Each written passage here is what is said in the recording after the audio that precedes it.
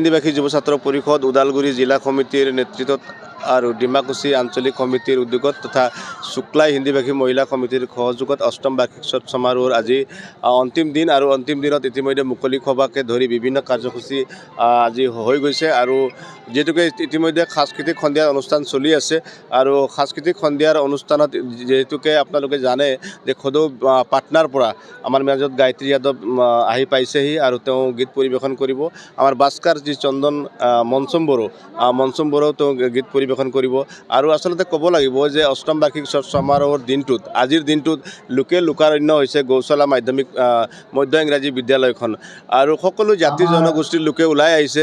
এয়া হৈছে আচলতে সম্পত্তি মিলনভূমি হিচাপে ইতিমধ্যে এই ঠাইখিনি গঢ়ি উঠিছে। সকলো জাতি জনগোষ্ঠী ওলাই আহিছে স্বতঃস্ফূৰ্তভাৱে আৰু এয়া কিন্তু এটা শুভ লক্ষণ আৰু অখিল হিন্দীভাষী যুৱ ছাত্ৰ পৰিষদে বিগত বছৰৰ দৰে এইবেলো অতি ধুমধামেৰে পালন কৰিছে আৰু ভৱিষ্যতৰ দিনতো সকলো ৰাইজক লৈ দিহা পৰামৰ্শ অনুযায়ী যাতে আমাৰ হিন্দীভাষী সমাজখনৰ লগতে সকলো জাতি জনগোষ্ঠী আগুৱাই যাব পাৰে হাতেৰে হাত মিলাই আৰু আমি যাতে বৃহত্তৰ অসমীয়া জাতি গঠন কৰিব পাৰোঁ, যাতে এজন অসমীয়া হিচাপে আমি চিনাকি দিব পাৰোঁ, অসমীয়া ভাষা সংস্কৃতিৰ লগতে নিজৰ ভাষা সংস্কৃতি জীয়াই ৰাখিব পাৰোঁ। তাৰ কাৰণে ইতিমধ্যে আপোনালোকে জানে যে বিগত বহু বছৰৰ পৰা হিন্দীভাষী যুৱ ছাত্ৰ পৰিষদে কাম কৰি আহিছে আৰু তাৰ এটা ব্যতিক্ৰম নহয়। আজি এয়াই আপোনালোকে দেখিছে সকলো জাতি জনগোষ্ঠীৰ লোক ওলাই আহিছে স্বতঃস্ফূৰ্তভাৱে আৰু আজিৰ যি অষ্টম বাৰ্ষিক সমাৰোহৰ যি কাৰ্যসূচী আচলতে লোকাৰণ্য হোৱাত আজি আমি সুখী অনুভৱ কৰিছোঁ আৰু আপোনালোকেও আমাৰ বাতৰি সম্প্ৰচাৰৰ অৰ্থে যি আহি আমাৰ যি কথাখিনি বা আমাৰ যিখিনি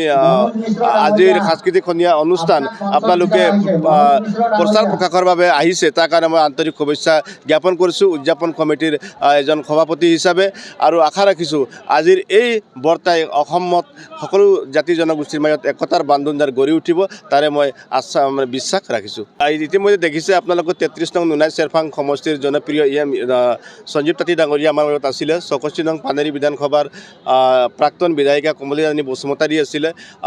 অসম গোৰ্খা মহিলা প্ৰকোষ্ঠৰ সভানেত্ৰী কল্পনা শৰ্মা আছিলে। BPF দলৰ কেন্দ্ৰীয় সাংগঠনিক সম্পাদিকা অন্যতম আমাৰ তুলসা প্ৰধান ডাঙৰীয়ানী আছিলে। আমাৰ শুক্লাই BCDCৰ অধ্যক্ষা BJP দলৰ পূৰবী খৰেল ডাঙৰীয়ানী আছিলে। ওদালগুৰি জিলা হিন্দীভাষী যুৱ ছাত্ৰ পৰিষদৰ আমাৰ জিলা সভাপতি ৰাজেন্দ্ৰ প্ৰসাদ চৌহান ছাৰ আছিলে আৰু যিহেতুকে এই অনুষ্ঠানটিত আমাৰ ওদালগুৰি জিলাকে ধৰি বিভিন্ন আঞ্চলিক কমিটিসমূহ আহিছে ইতিমধ্যে তেওঁলোকে আছে আৰু লগতে বহু নেতাকৰ্মী উপস্থিত আছিলে। আচলতে এয়া শুভ লক্ষণ আৰু আজি সফল সামৰণিৰ দিশে আমি গৈ আছোঁ।